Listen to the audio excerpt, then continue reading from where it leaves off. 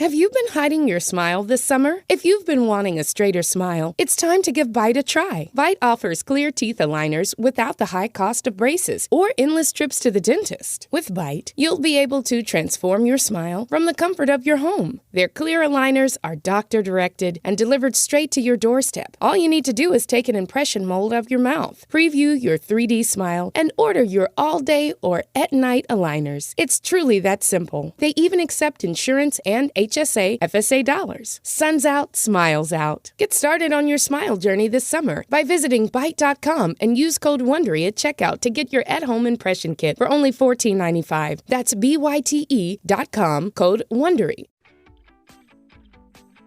From ABC, this is the 10% Happier Podcast. I'm Dan Harris. Disclaimer right off the top, do not expect journalistic objectivity on this one. My guest today, and this is a horribly overused phrase, but I'm going to use it unapologetically anyway. I think it's fair to say that my guest today changed my life. His name is Dr. Mark Epstein. Just a little quick backstory before I let him talk. In 2009, my wife gave me a book by a guy named Dr. Mark Epstein. I had never heard of the guy. And he's a psychiatrist based here in New York City, and he writes about the overlap between psychology and Buddhism. I like to tell this story. I actually knew nothing about Buddhism at this point other than the fact that when I was a 15-year-old punk kid, I stole a Buddha statue from a local gardening store and put it in my bedroom because I thought maybe it would help me with the ladies. It didn't. But that's another story. And I started to read his book the night my wife gave it to me, and it blew my mind. I had no idea that the Buddha, who I thought of as kind of a religious figure, was actually not a god, not a prophet, mere mortal, albeit probably a genius. And he had sort of a diagnosis of the human condition that I found deeply resonant, and I hadn't really heard before. His argument is, he compares the mind to a monkey. He says we're like furry little primates just hurling ourselves through a forest of urges and impulses and desires, constantly latching onto things that won't last in a universe that's characterized by impermanence, and hurling ourselves from one hit of pleasant experience to the next, one movie, one latte, one birthday to the next, and never fully satisfied. Well, Mark and I have the same meditation teacher. He's a guy named Joseph Goldstein. And if you've listened to this podcast before, you may have heard some of his guided meditations that we've posted. As Joseph likes to ask people, how many promotions, how many ice cream cones, how many vacations have you experienced, and are you done yet? Of course not. We're insatiable. And in this way, the pursuit of happiness that's enshrined in our founding documents becomes the source of our unhappiness. So this was, I'm just kind of paraphrasing a lot of what Mark writes about, but I found this to be really compelling. So I did something I had never really done before, which is I actually called the guy up and said, will you have a drink with me? And I wasn't going to interview him, or at that point I didn't know I was going to write a book. I ended up writing a lot about him in my book, 10% Happier, available at fine bookstores everywhere. But so I just wanted to have a drink with the guy. So there was nothing in it for him. And to my surprise, he said yes. And we went and had a drink at a hotel in downtown Manhattan. And then I kind of basically just forced myself into his life and made him become my friend and give me free meditation advice, free counseling, free psychotherapy, a lot of free stuff. And this was in 2009. So it's like, I'm never been good at math, but 7 years we've been friends. And so I could say a lot more about Mark, and I will, but let me just shut up for a second and say thank you for coming on the show. Nice to be here. So why did you agree to be friends with me? What were you thinking? When you first called? Yeah. I was not thinking. I was like, So this is interesting. No one ever calls and wants to go out for a drink like that. Really? Yeah. Even after all the books you've written? Yeah. By the way, the name of the book that I read, in case you're wondering, he's written 6 books. His 7th is going to come out sometime next year, I believe. The name of the book that I read was Going to Pieces Without Falling Apart. We're going to talk about a lot of his books during the course of this podcast. But that book, I highly, I recommend all of his books, but that was the first one I read, and we'll talk about a lot of the other ones. But anyway, when you met this kind of strange, over-caffeinated, hyper self-obsessed TV reporter, and he demanded that you see him semi-regularly on an unpaid basis, why did you continue with that? Well, I liked you from the beginning, so that's probably the main reason. But also, you asked good questions, and I enjoyed that because your questions made me think. And I think in the same way that writing my books has helped me understand Buddhism and psychotherapy to the extent that I do, because it forces me to say what I think, that in answering your questions, it actually helped my thinking. So I enjoyed that. And you always picked up the check, which, so, like, why not come? Well, there is that. There is that. Even Buddhists can be bought. Mm-hmm. How, when, where, why, how did you just start meditating and find Buddhism? I started meditating probably in my first or second year of college. I took an introduction to world religion class my freshman year in college, and the first semester was Eastern religion, and I read the Dhammapada, which is a collection of Buddhist verse for lay people, and something in it spoke to me, and I keep going back to it. And then my father, who's a physician, he was at Harvard then, where I was. And he worked with my mother. He worked with your mother, which I did not know. But he was like, what are you studying? And I said, well, I took this religion class and I'm taking a psychophysiology class and I'm interested in this Eastern stuff maybe. And he said, oh, there's a guy working for me who's doing research on this, whose name was Herbert Benson, who had written a book called The Relaxation Response. Huge bestseller. Bestseller in the 70s. He did research on what was then TM. Transcendental meditation. Transcendental meditation. And I went to work for him in the summer, and I actually started meditating then using his method that he had stolen from TM. Wait, basically he gave you a mantra, which was like the word one. Yeah, he said repeat the word one instead of a secret mantra. Silently in your head. Silently in your head, yeah. So I tried that myself sitting in front of the typewriter or whatever preceded computers then. An abacus. Yeah, something like that, yeah. And then it was after that I the graduate student teacher in the psychophysiology class was a guy named Daniel Goleman, who was then in graduate school, went on to become the psychology writer at the Times, and then wrote Emotional Intelligence. But he already had been in India, and there was something about him that I wanted, something I saw that I liked and wanted for myself. And he's the one who told me, oh, go, if you want to know more, go out to Naropa, which was like a Buddhist summer camp in Colorado, where I met Joseph Goldstein and Jack Kornfield and Ram Dass and Sharon Salzberg. And that's really when I started doing Buddhist meditation. And those people, just for those of you who don't know, all those names you just listed are the sort of, they often get referred to, by me included, as the especially Jew-boos. by you. Yeah, especially by me, as the Jew-boos, these sort of young Jewish people who had gone over young Jewish India, people. Who had gone over to India and learned how to meditate and come back and started teaching. They were just back. So Joseph and Sharon knew each other. Jack, they didn't know. They were all converged in Boulder, and they were each teaching individual classes. And I was still a student in college, so I took their classes and then befriended them and then sat the first meditation courses that they taught, and then traveled to Asia with them. And I'm still, close with all of them. It's interesting you say that Danny Goleman, who's now a friend of both of ours, you introduced me to him, had something you wanted, because that's the way I felt about you the first time I met you, because I had been kind of on a little mission after having had a panic attack and looking around at different ways to be less of an idiot, and had met a lot of self-help gurus who had really sent my BS meter into overdrive, and you seemed kind of slightly happier than average, but totally not claiming to be perfected or anything like that. You seem kind of comfortable with your imperfections. Maybe I'm just making this up a little bit, but that's the way you seem to me. Is it's that a good way to seem? Yeah. Yeah. Is that was I misreading you? No, well, let's hope not.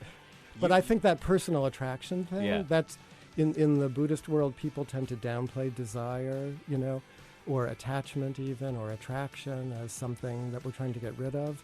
But I've always found that there's a healthy element to it. I've tried to incorporate that into a lot of my writing.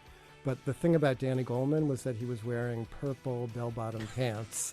And I was like, purple bell-bottom corduroy pants. And I was like, oh, who is this guy? Those are really nice pants.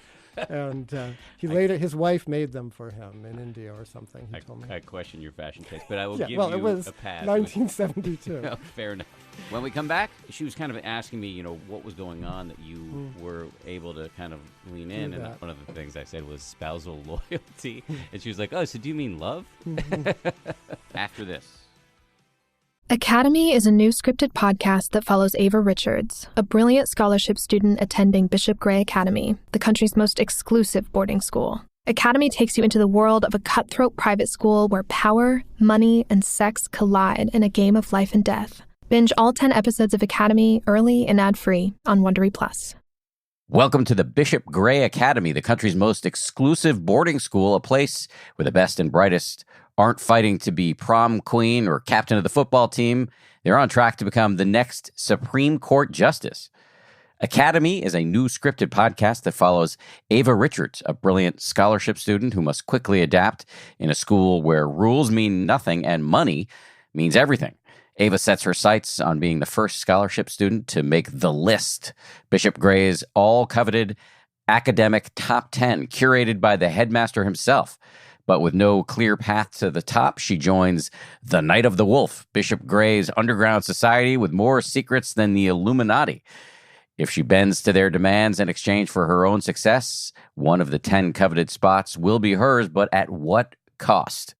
Enjoy Academy on the Wondery app or wherever you get your podcasts. Binge all 10 episodes of Academy early and ad-free on Wondery Plus. Join Wondery Plus over on the Wondery app or on Apple Podcasts.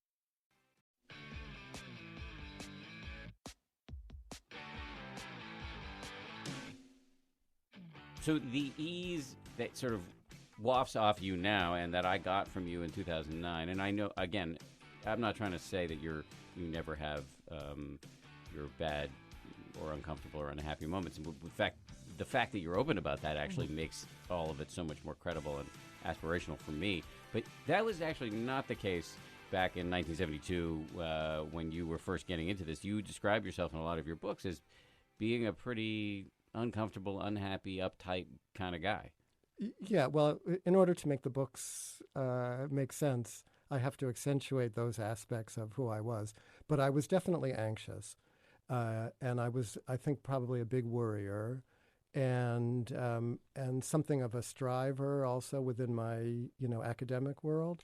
So my approach to meditation, for instance, was to go to the classes and try really hard and, try to get it with my mind, which was very frustrating. And one of the breakthroughs that I had in those early days was to tap into some other way of relating to meditation and other people and myself that I got off the Buddhist thing once I entered it in a different way. The breakthrough, if memory serves, actually came through juggling? The breakthrough that summer came from juggling because I was at this Buddhist summer camp / university where everyone was very serious about their spiritual aspirations. But I had these 2 roommates who had been assigned to me randomly who were they were twins, sons of Holocaust survivors. Parents owned a fruit and vegetable store in Long Beach, Long Island, and they were into like Back to Eden and naturopathy and herbs, and they got disgusted right away with all the egos of the supposedly egoless Buddhist teachers, and they stopped going to classes and started driving to Denver in the early morning and bringing back big crates of fruits and vegetables into our little apartment. And they taught me to juggle. One of them was already a good juggler, so I would practice with the oranges on the couch, in between classes. And it was, and I was, diligently practicing. And once I got the 3 oranges in the air, like my mind had to relax in order to keep it going. And I understood, oh yeah, I can use, this is what they're trying to tell me to do in meditation. So that helped. You say in some ways, and this isn't actually, I was recently rereading your most recent book, which is also excellent. It's called The Trauma of Everyday Life. And you talk about this juggling moment. And you say, I don't know if I'm going to say this correctly, but it was like as if you were juggling, your mind was juggling the balls, but your mind was also being juggled. Yeah, I think the thing I learned from meditation that maybe I saw first in the juggling was that I was usually so centered in my thinking mind, it never occurred to me to go elsewhere. But in order to do the juggling, I had to be more, in my body maybe, or in a less cerebral place. And I've come to see that as a therapist, when people are bringing emotional experience to me that they're uncomfortable with, that there's a way that we can be with emotional experience as well as the stories we're telling ourselves, as well as the physical sensation of just being in a body, that there's a way to be with all of that that's sort of like the juggling, where it's all part of us. It's not like they're different parts. We're only one person. But it's all happening, and in meditation we can sort of fall back and experience things that way. But it's possible in therapy and in life also. So 44 years of meditation. Again, I'm not probably 42. 42. Depends when you say I started. Okay. Yeah. What kind of impact has that had on you? And what do you think you'd be like now if you'd never found it? That's like one of those impossible questions, because I've been intrigued by it for so long that it's been, in and out. It's been a big thread in my life. So who would I be without it? I might have found something else. I might have just been doing drugs. I'd probably be just another version of who I already am. Maybe a little more anxious, maybe worrying a little more, or maybe I would have found another way to deal with that aspect of myself. I don't know. But I'm happy to, I'm not tired of it yet. That much I could say. It's given me inspiration in my life that hasn't gone away. That's only kind of opened and become more. What do you think you get out of it? I think that idea of refuge, like a place of refuge inside of myself, it's less what I get out of it than that it gives me a place to go. So it's nice to have a place to go. Where are you going?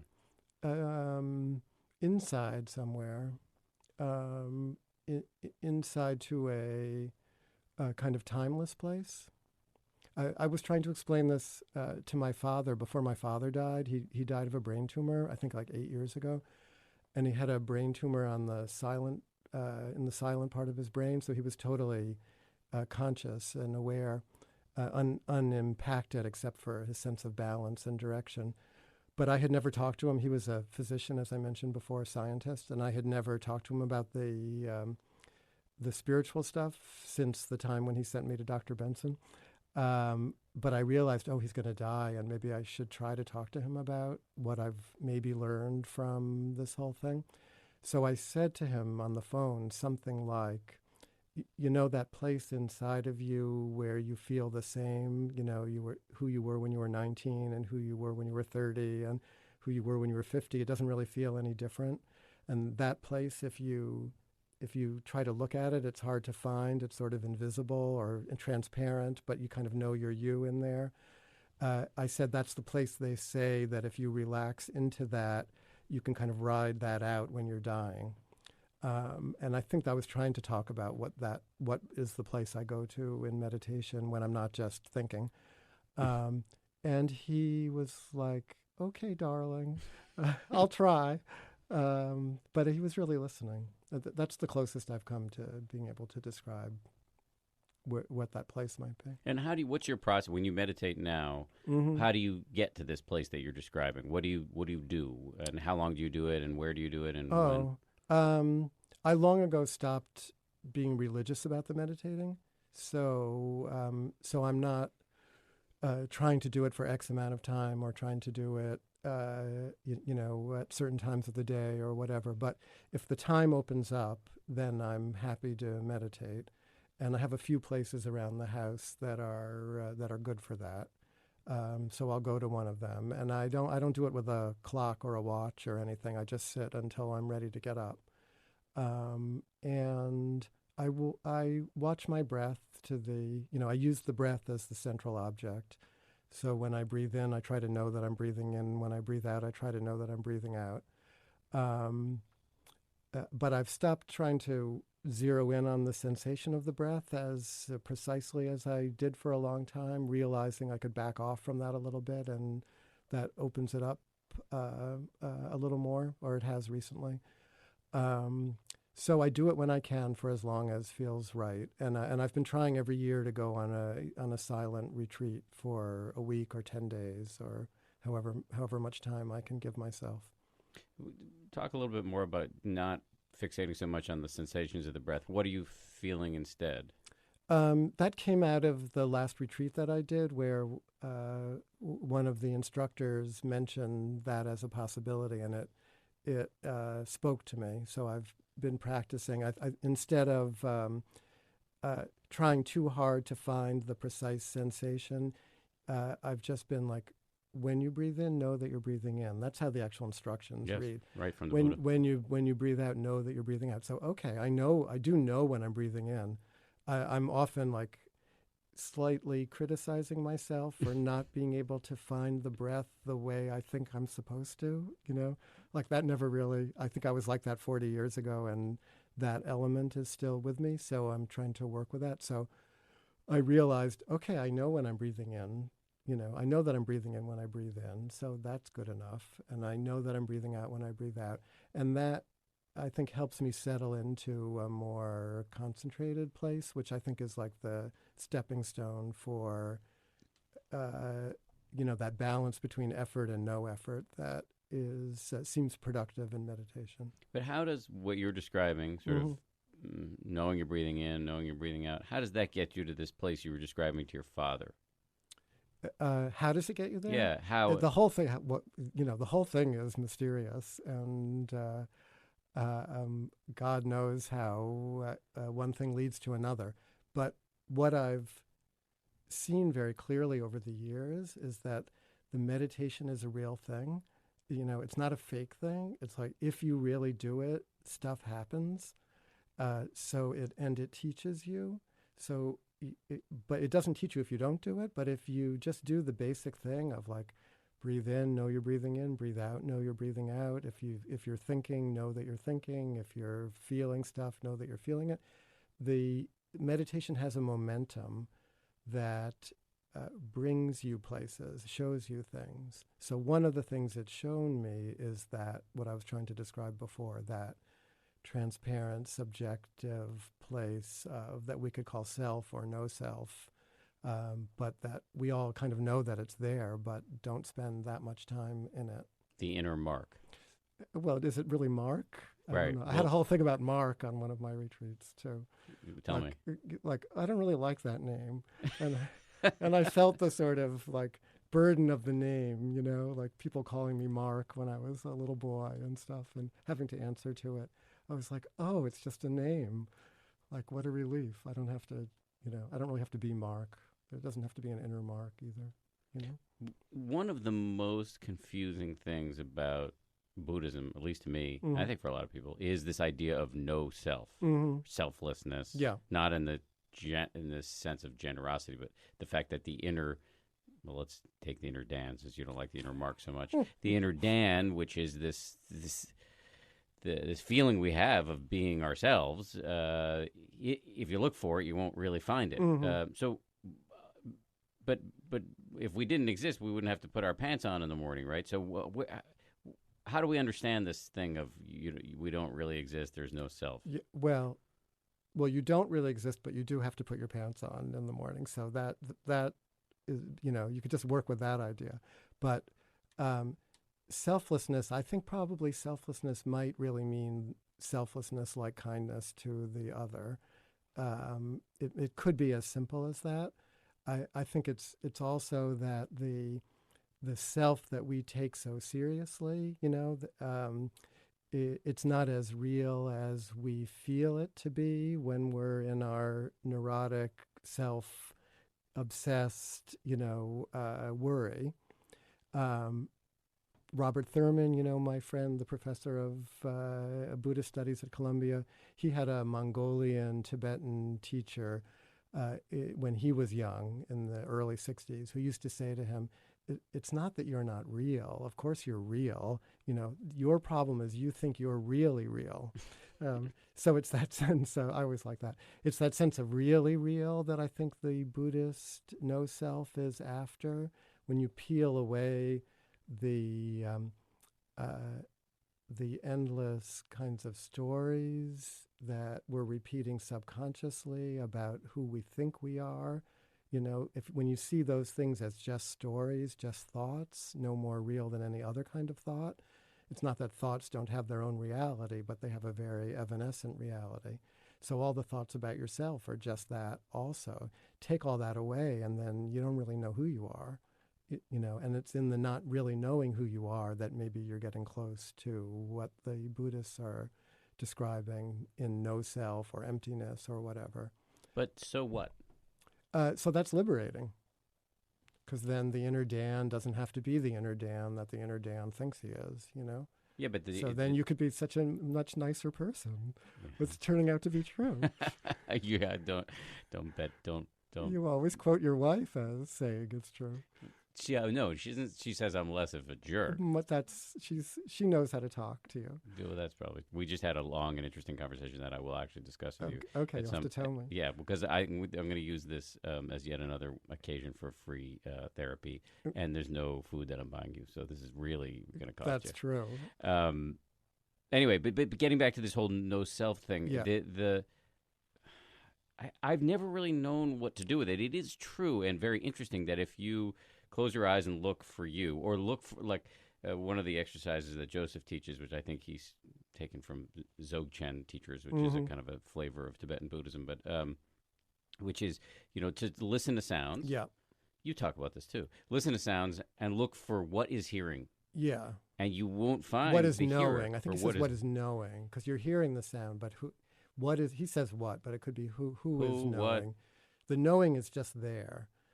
It's just there. There doesn't have to be this intermediary of like the solid self. But everyone who hears this, who wants to understand it, too much, starts to feel that they have to throw out the obvious, as if they don't exist, period.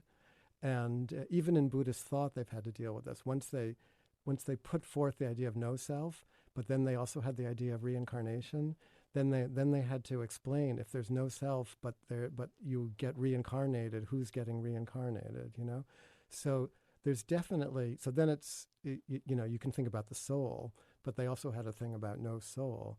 But there is and obviously there's a stream of consciousness that makes up the individual person. Who you were at 5 and who you are at 40, you're not the same, that's obvious, but you are connected. So there is an inner something that is proceeding through time. Now, that inner something, we don't, if you stop and look for it, it's by no means clear what that inner something is. So being willing to keep looking and wondering and holding the not knowing, that's, I think, as close as you can come to understanding the no self thing without distorting it. But again, and I know you just what said do you get out of yeah, that? what do you get out of it? A sense of freedom. A sense of freedom. And maybe it plays into the selflessness as kindness to others, because you can see, you start to be able to see other people locked into their various conceptions of who they are, what they're capable of, what's holding them back, what they're angry about, what they're ashamed of. And you can see everyone, way burdened in a way that maybe they don't need to be. You had, if memory serves, a bit of a breakthrough on this idea of self, which you describe in your last book, which again I'm going to name the Trauma of Everyday Life, which sounds like a pessimistic title, but is actually not, which we could talk about. Yeah, sort of a scary title for people. It was meant to have a little humor, but it's a phenomenal book. You talk about taking a walk while on a retreat a few years ago, outside of the Insight Meditation Society, where we both practice in Barre, Massachusetts, Barre, Massachusetts. A great place to take a retreat if you're going to take one. Where you have a little bit of a sort of a moment. Do you remember what I'm talking about? Yeah, Can you yeah, describe it? I think I had been reading. You're not supposed to read on these retreats, but they have a little library at the retreat center there, and I would usually go for maybe half an hour at sunset and just pick things at random and see if they spoke to me in the midst of the retreat environment.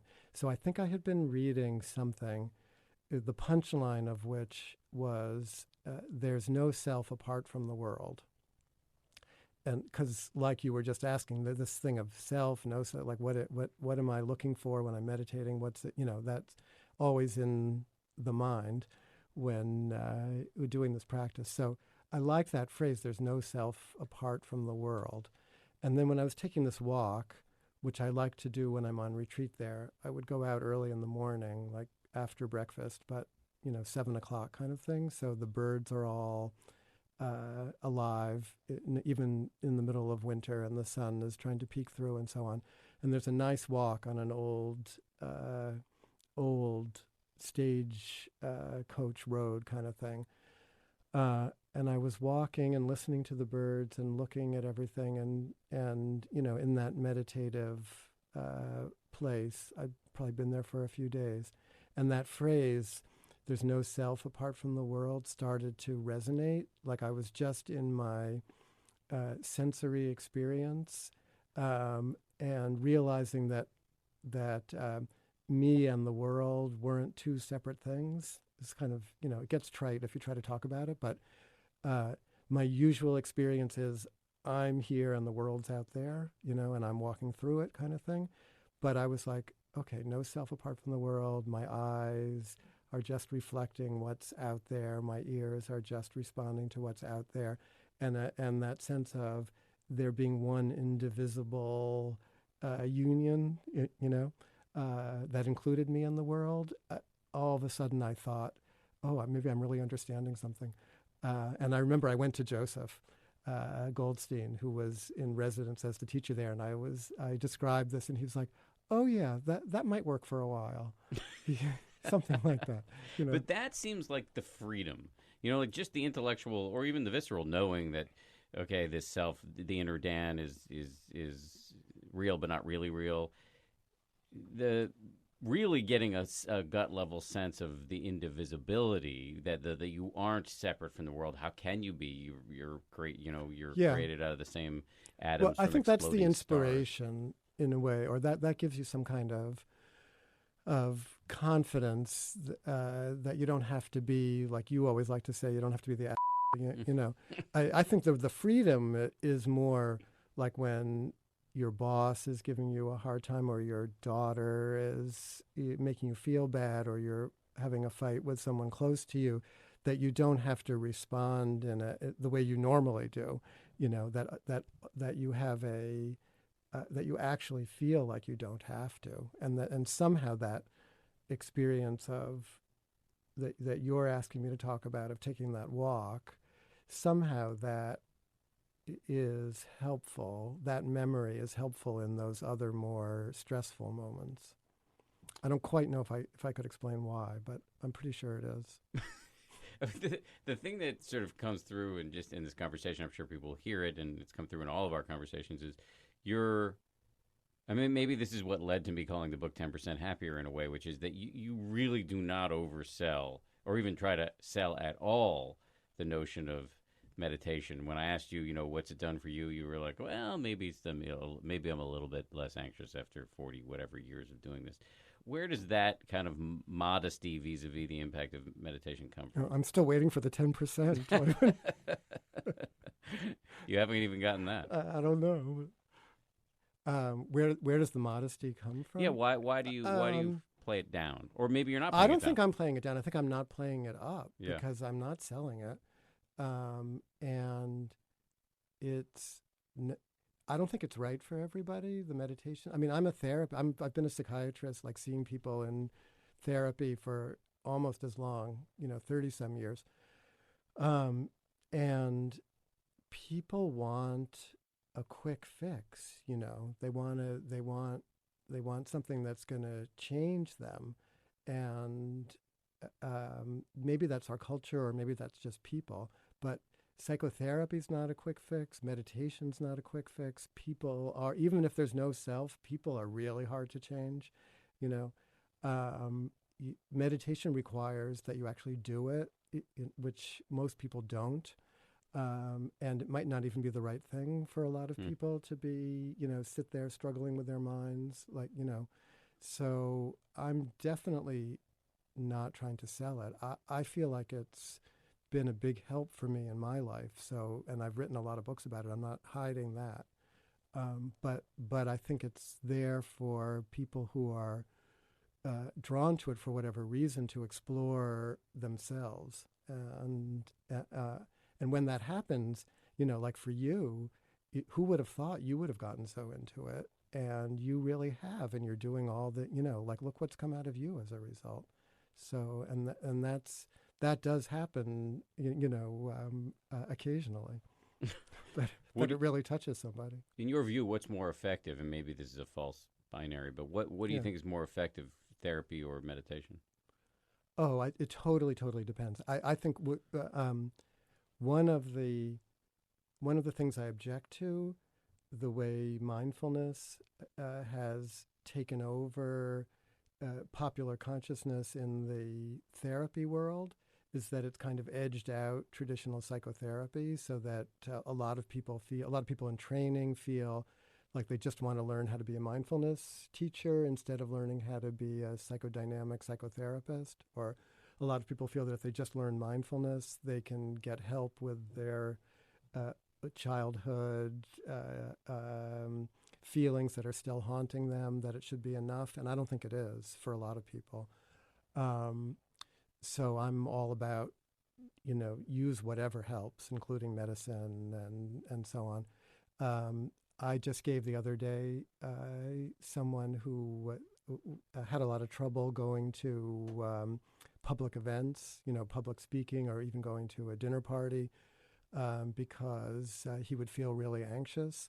I gave a little bit of the stage fright drug, you know, beta blocker, propranolol or Inderol, and they were like, "Oh my God, why didn't anybody give me this?" You know, like 20 years ago. Like, walked into the party, had a good time, didn't berate themselves. You know, that's much more effective than either psychotherapy or meditation, but because it's very specific for that person, you know, for that particular thing.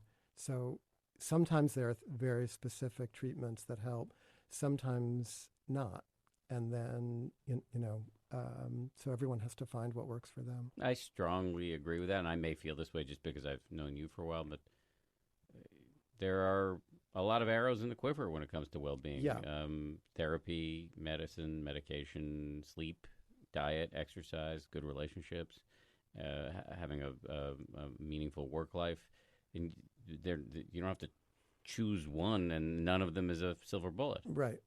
I think meditation has been really useful for me, but I agree. I'm glad I called the book 10% Happier, even though I'm stuck with math jokes the rest of my life. But because I think the overselling is a problem in the culture for sure. What do you think about I wasn't going to go there, but you brought up the sort of mindfulness excitement that's in the culture right now. What do you feel like it's edging out? You talked about it edging out traditional psychotherapy. Do you feel like it's edging out Buddhism in a way, and is that worrisome to you? No, it might be edging out itself. You know, the pendulum might have swung already. People may start questioning, you know, it's sort of like Prozac, you know, 20 years ago, 30 years ago. Everyone wanted to take Prozac because it helped some people so much. So everyone who needed help with anything wanted Prozac, you know, and if Prozac doesn't help you, then it's like just drinking water, you know, you just get the side effects or nothing happens. So I'm all for the mindfulness movement. I think it's been wonderful, you know, that people have picked up on one aspect of Buddhism that is, you know, a wonderful thing. And I think it helped the psychotherapy field to realize that there's a practical technique that can be taught, that people can take home, that you could learn in a group, that people could practice together, all of that. But, you can't, people really want that quick fix thing. And so inevitably they're going to be disappointed. So then it'll find its place. Yeah, I think it should just be, to use the analogy again, I think it just should be another arrow in the quiver. I mean, one of the kind of things that we think about, we're trying to figure out how to improve our own well-being. This should just be something we can turn to. But it isn't going to be, it's not going to be the be-all and end-all, and it's not going to be to the exclusion of other things. Yeah. And the thing about psychotherapy is that the time and the culture that Buddhism came from, there is no psychotherapy, and there was hardly a psychological self. Perhaps we don't know what the self was like 2,500 years ago, but certainly in Asian cultures now, there's a huge need for psychotherapy that is only beginning to be talked about. They're not cultures where people feel free to, even investigate their more difficult emotions. You just have to put them away to, do what you have to do in your family and for your job and so on. But that doesn't sound super healthy to me. No, I don't think it is super healthy. Yeah. So just on the issue of the sort of efficacy of meditation, I mean, I had experience last week that would be worth discussing with you. Bianca, my wife, who you know, she had a double mastectomy last week, so it was pretty intense.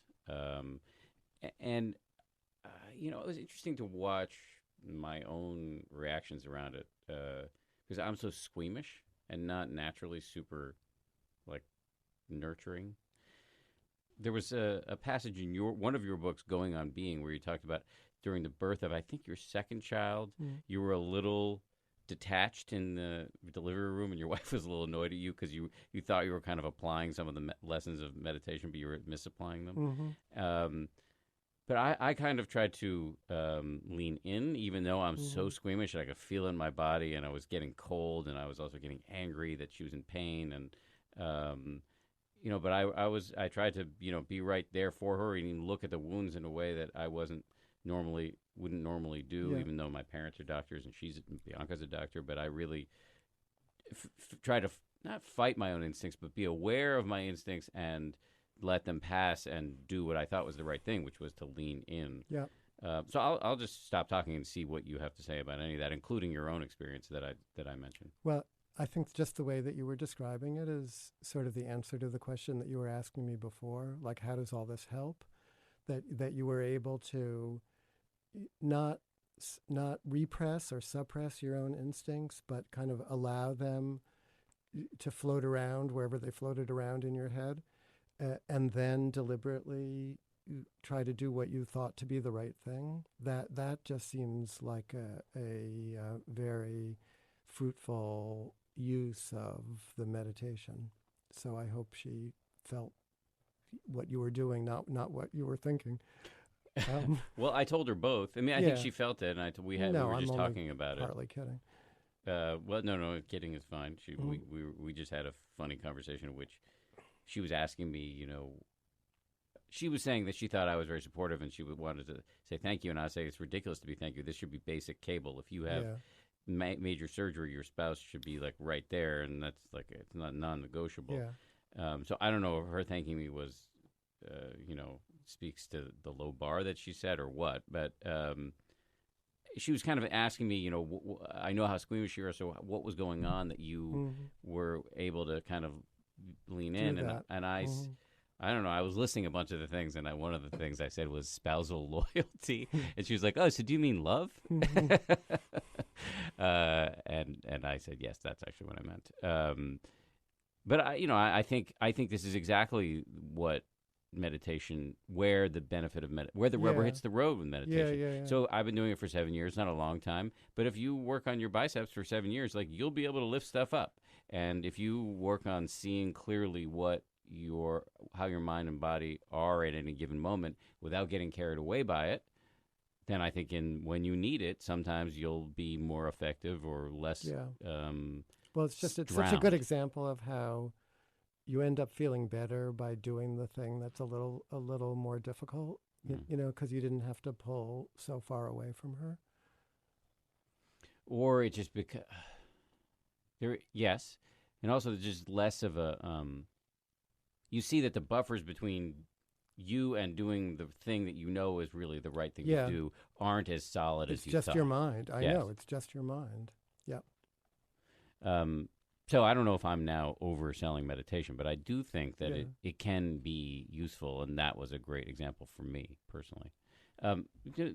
I talk a lot about, just sort of getting back to your last book, I talk a lot about mindfulness. We talked about the other thing that people talk about in Buddhism, which is selflessness, but mindfulness is the other big thing. And I talk about it in a pretty workaday manner. I think about it as the ability to see what's going on in your head at any given moment without getting carried away by it, which is really what was going on with me in the hospital with Bianca. But you actually put it in a really, and really, I think, beautiful and elevated terms. And I'm just going to pick a quote from your last book and just get you to talk about it a little. One of the central paradoxes of Buddhism is that the bare attention of the meditative mind changes the psyche by not trying to change anything at all.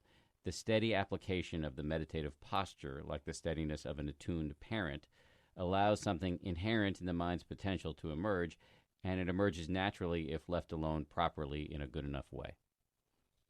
Sounds like the way I write. A little too complicated. No, I think I'm trying to get simpler.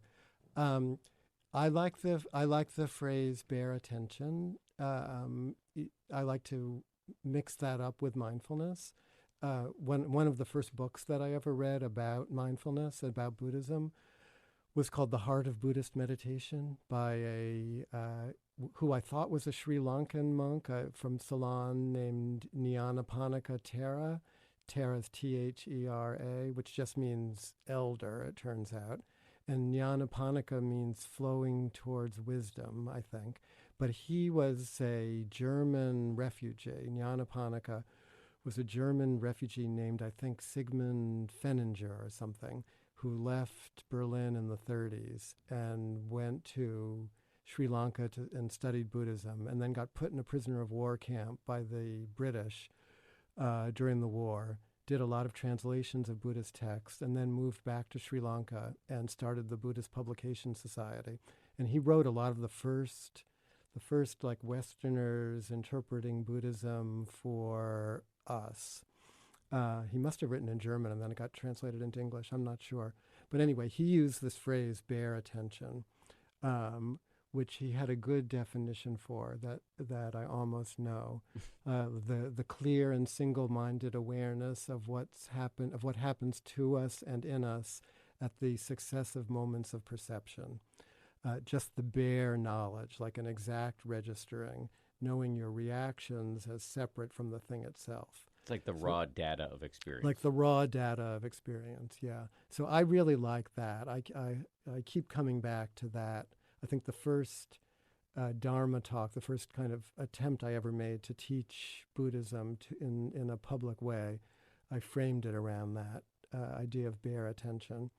And then years after I read that book and actually met Nyanaponika when I went to Sri Lanka the first time, I became very influenced by this British child psychoanalyst, Donald Winnicott, D.W. Winnicott, who talks about what the ordinary devoted mother, he wrote in the 40s and 50s, so you could say mother or parent, but the attitude of the ordinary devoted good enough mother who doesn't intrude but doesn't abandon in the face of her child's anger, rage, ruthless attacks, etc. And I always thought that what he was describing in the quote-unquote good enough parent was similar, if not identical, to what Nyanaponika was describing when he's talking about bare attention or mindfulness. That what we're doing when we're trying to be mindful is we're basically applying that kind of maternal attention that's part of our biological inheritance. You know, we have it in us already. And like you were saying before, if you practice it over time, it gets stronger. What was great about Winnicott was he was saying, look, this is intuitive. It's there naturally in a mother. You don't need, he was like working in the 50s, like it's a breastfeed. It's okay to breastfeed. Trust yourself. Don't listen to the experts. He was all about like bringing out what's already there in the mother. And I think there's something in Buddhism that's like bringing out what's already there in the mind. We know how to do this, even if we don't know how to do it. You know, once we sort of find the thread of it, like with the juggling, you know, then it can take over. So, like when you're on the cushion, when you're meditating, whatever, you can view the contents of your own consciousness with well, I guess, isn't there a Tibetan, or maybe it's Tibetan, I don't know what you can kind of view it like a grandparent watching kids playing in a playground, Yeah. you know, with some remove, but a beneficent remove. Thich Nhat Hanh says, hold anger like a baby, which I always like. Does it work for you? A little bit. Sometimes, if Episodically. I'm not too angry. If I'm just sitting on the cushion, it's easy, yeah. Do you still, after all this time, you know, get pretty deeply pissed off sometimes? Oh, yeah, of course. What do you think? It's not like it goes, I don't believe in that thing that it goes away. But do you believe that you can handle it better? Do I believe that I can handle it better? Better than I could have once? Yeah, sure. So we're talking about parenting and D.W. Winnicott. What kind of, you have two grown children. I have a 17-month-old holy terror named Alexander. What kind of impact can meditation and mindfulness have on parenting? And what advice would you impart to me? What advice would I impart to you? Mm-hmm. After the baby goes to sleep, that's the good time to meditate. In the room? No, just in the house. Because there's, you know, when you have little kids, it's like all about the little kids all the time. There's no real escape. Even if you have a good babysitter or whatever, you're still totally conscious of what's going on. But there's that nice moment. It's like when dusk falls, when the child takes his or her nap, or when they go to sleep at 7 or 8 or 9 or whenever you manage to get them asleep. Then it's like, you know, peace falls in the household. So your impulse is to, go have a drink or have dinner or read the paper or turn the TV on or whatever. But there's a nice moment there to meditate. And I used to meditate when my kids had trouble falling asleep or wanted me to stay in the room with them longer than I really wanted to stay in the room with them. But I thought that, you know, how that is when you're a parent. You don't know, should you be strict or should you give them what they're claiming to need. So I set for a few years, I set my meditation cushion up in the room with them. And then if they were having trouble going to sleep or whatever, I would just sit and meditate. And then eventually they would fall asleep, but they knew I was there, kind of thing. And then I remember at various times they would call to me, you know, like, Daddy, will you come meditate with me? And so I felt like that was going to be helpful for them.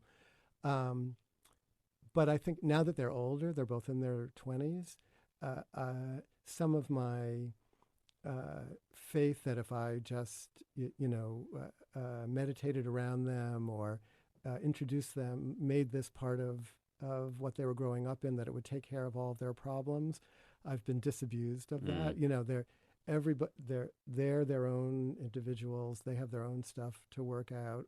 My wife and I tried really hard to, you know, like many of our generation, to be there for everything we could do, you know, and they still have to find their own way. So that's sobering. Do they meditate? Did you encourage them to do so? I didn't encourage them, but I let them know that it was out there for them. They knew all the, you know, all the characters who had influenced me and become my friends, and they each, especially in their time in college, where now you can I guess when I was in college you could take courses in it too, but they each kind of investigated it while they were in college and tried to see whether there was anything for them in it. I think they're still figuring that out. Yeah, I've talked to your older daughter, Sonia. I've talked to her about it a little bit. Yeah. She's gone on retreats. She went on a couple of retreats. Yeah, they have these retreats in Barrie for young people, which they define as, I think, up to 30 now. I used to always be the youngest one on the retreats, when I was in my 20s. And when I was in my 50s, I still felt like I was the youngest one on the retreat. So, when do you have a goal for your meditation? Are you trying to get enlightened? I'm definitely trying to get enlightened. Yeah. And what do you mean by that? What do you? I don't know what I mean by it anymore. I'm like pursuing the goal that I don't understand. And how do you pursue it? Do you pursue it like, are you really gunning for it, or are you kind of pursuing it in a softer way? I'm really gunning for it in a softer way because I've figured out that the softer way is actually the more intense way. What do you mean by that? Well, if you gun for it in too aggressive a way, it's obviously not going to work. So you have to back off. So then the backing off is really, you're still trying. I'm still trying as hard as ever by backing off. Fair enough. I kind of understand If that makes sense. A little bit. The traditional definition, at least from my reading of Buddhism, of enlightenment is, or full enlightenment is the uprooting of greed, hatred, and delusion. Well, that's the easy definition. Okay, that's the definition they give you if you start asking too many questions, and they don't want to tell you if they believe it's an actual experience. Well, give us the real thing. I don't know what the real thing is. What are you gunning for in your? I told you I lost touch with the goal, with what it actually is. But I just read this. I was reading this little book about one of Sharon and Joseph's teachers. You know this woman Deepa Ma. Have you heard stories about Deepa Ma? I have this little book about her. I think it's called Knee Deep in Grace or something. I never really looked at it because it's a collection of testimonials, and it looked kind of, what's that word, like hagiographic or whatever. Yeah, or, I mean, you could, yeah, anyway. But anyway, I met her a couple of times, and she was wonderful, but I never had a deep connection with her. But I was reading, for something I'm writing now, I wanted to look at it, and deep in that book, you might not have seen this yet, I know you're interested in this question of enlightenment. Someone talks about her talking about her enlightenment, her first enlightenment experience. And she says something like, she was sitting, and then there was just this it's almost like nothing happened. It was like the rustling of a bird's wing or something.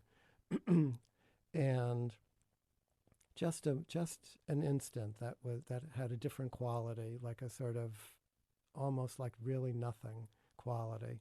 And that was her first enlightenment experience. That would have been stream entry? Whatever they call it, yeah.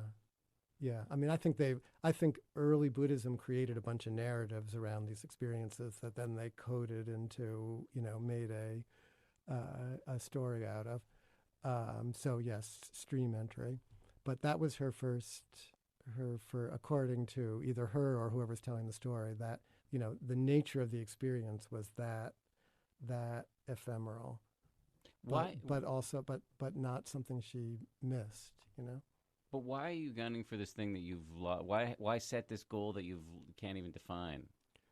I didn't set the goal. The goal comes with the territory.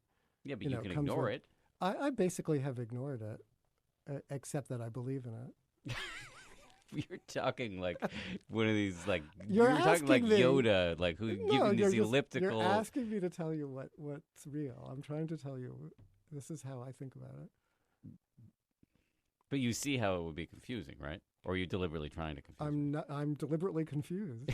You are deliberately confused. Or I'm indeliberately confused. Do you think it's do you think for you having this goal, however you hold it, is serves you? Yeah, I think so.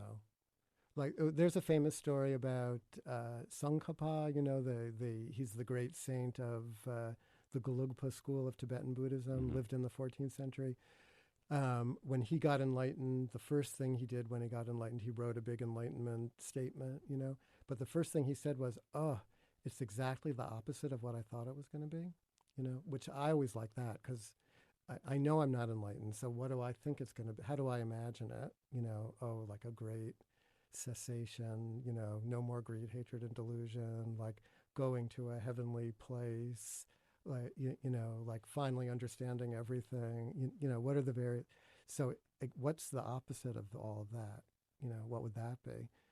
So I don't know, but for sure it's not going to be what I'm imagining it's going to be, right? The Buddha was pretty explicit about what it is. The uprooting Was of he? greed. Yeah. Well, I thought. I mean, like I've read a little bit of the scriptures, Yeah. and he says the uprooting of greed, hatred, and delusion. I mean, I'm not saying I believe in this. I'm Yeah, just yeah, saying yeah. that's what he says it is. Okay. That would be super nice. But you don't. But you don't. I'll hold believe to that? it when I see it, But you don't even hold to that as a Don't you think if you're going to have a goal, it makes sense to have an understanding of what the goal is? That would make sense, yes. I'm all for that. You're not all for that. And for most goals, yeah. But why not on this one? Well, like God. What's God? I have no does idea. anyone understand what God is? Well, some people claim they do. Yeah, well, do you believe them? I am respectfully agnostic. How Okay. about that? So, the uprooting of greed, hatred, and delusion. That would be nice. So I should hold the same respectful agnosticism toward that, maybe as well. Maybe. I mean, whatever you want. But it's just for me. Okay, Yeah. Set you aside for a second. For me, it is hard. It's a very. I'm interested in whatever lies beyond 10% happier. Yeah.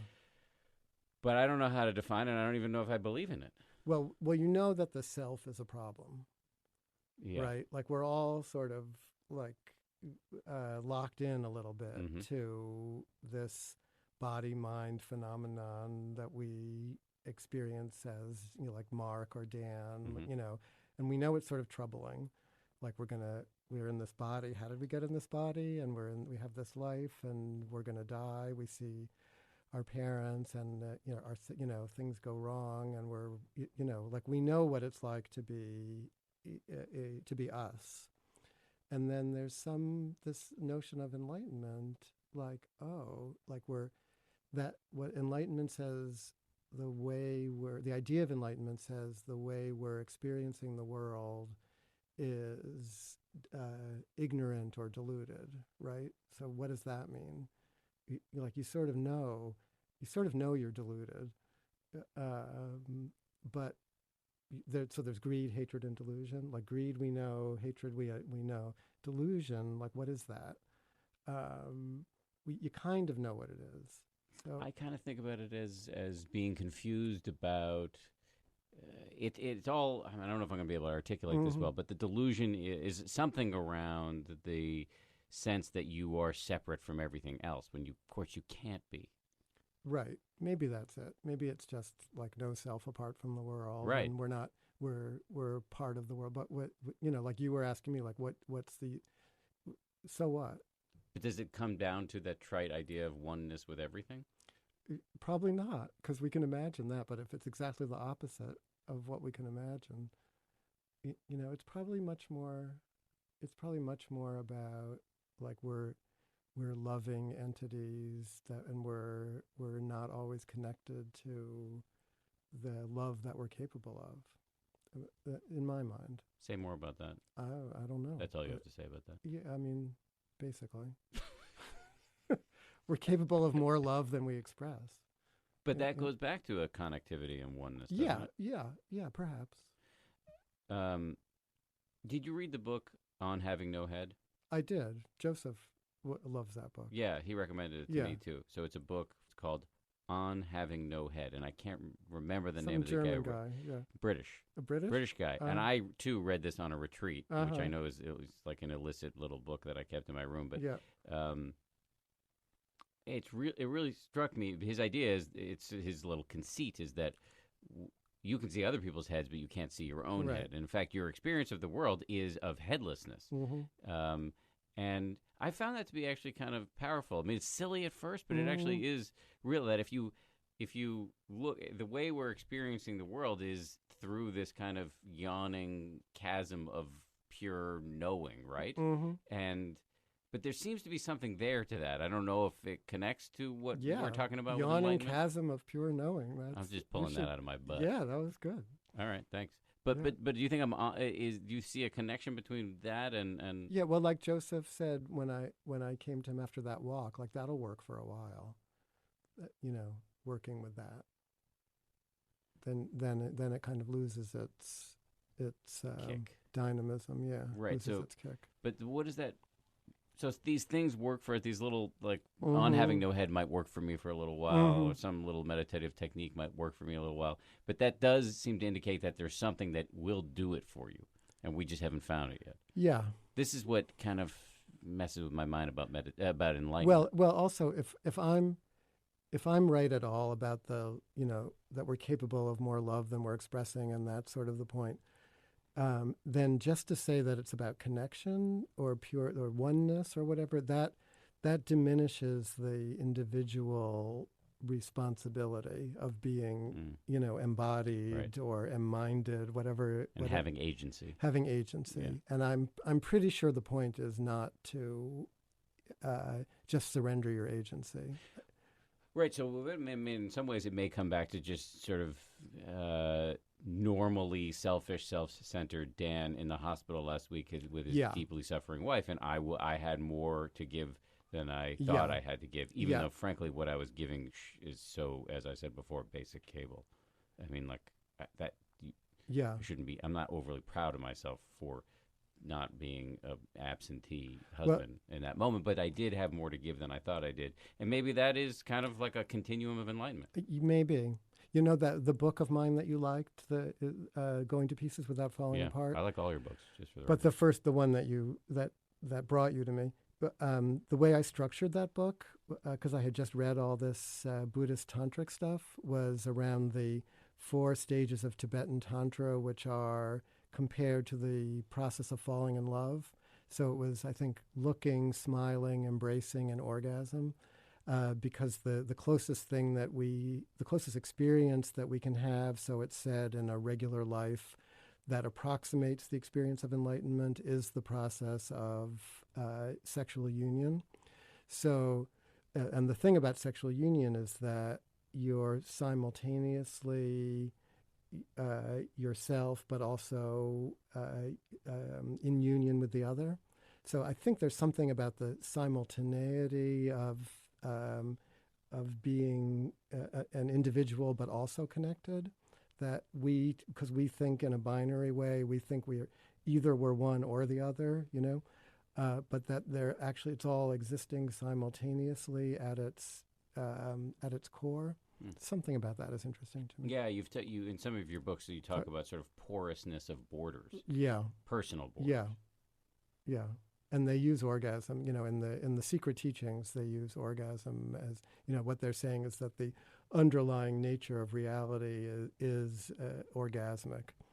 That we think about it as, just an instant, but that actually that's the subterranean nature of things. So that enlightenment, that. I know. So what if that's enlightenment? And then that's a goal I would definitely shoot right. Yeah. So to speak. Sorry, that took me a second to get. Normally we cut these things off earlier, but you're so fascinating. A and B, just as an aside, this is not the last time you're going to be on here because you have another book coming out in the not too distant future, and I want to bring you back to talk about that. But before I let you go, if you have time, I want to ask you one last question. Are you cool with that? Mm-hmm. You had recommended to me over brunch not long ago. We get together, and often it's over brunch, and that I investigate more Tibetan Buddhism, because most of what I've looked at is known as Theravadan Buddhism, which is kind of the old school, early Buddhists. Why did you make that recommendation? Do you remember making that recommendation, and why? Well, because over 1,500 years or whatever in the Buddhist culture of South Asia, Buddhism itself evolved, and it went from the predominant view being we're here in samsara, we're here in this life, which is painful and suffering, and we want to escape from it by meditating and reaching enlightenment, and that's going to remove us from this world. That's and we'll achieve nirvana, and there's they parsed it in various ways, but the sort of underlying dominant philosophical position was that nirvana was over there, like suffering and samsara is here and nirvana is over there, and we're trying to escape. That's very simplified. But as Buddhism evolved, and I think as people wrestled with these questions of what is enlightenment and what is the point, and do we just go and meditate ourselves away, or are we supposed to come back and be in the world, that dualistic thing, subtly dualistic thing, people really began to question that. And the later developments in Buddhism that became the Mahayana, and that some of which is preserved in the Buddhism that went to Tibet, questions all of that and is much more about nirvana and samsara being two faces of the same coin, two sides of the same coin. Like a Janus. Yeah. And this idea that I was talking about before of the underlying nature of reality that we think is suffering, it's the deluded or ignorant mind that sees it as suffering. But if we could see everything the way the Buddha saw it, we would be immersed in the orgasmic reality of that is this world, not another place, not another world, and so that, I think, once you've been meditating for a while and asking these kinds of questions and wondering about it, it's illuminating to see that, oh yeah, people were 1,000 years ago, people were questioning this and writing poetry about this and coming up with other possibilities for how to understand it. And, it's refreshing. All right, there's another edition of the 10% Happier podcast. If you like it, I'm going to hit you up for a favor. Please subscribe to it, review it, and rate it, preferably 5 stars, but, 4 will do. 5 is better. I want to also thank the people who produced this podcast, Josh Cohan, Lauren Efron, Sarah Amos, and the head of ABC News Digital, Dan Silver. And hit me up at Twitter, Dan B. Harris. See you next time.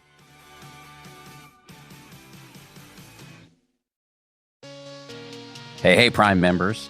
You can listen to 10% Happier early and ad-free on Amazon Music. Download the Amazon Music app today. Or you can listen early and ad-free with Wondery Plus in Apple Podcasts. Before you go, do us a solid and tell us all about yourself by completing a short survey at Wondery.com/survey.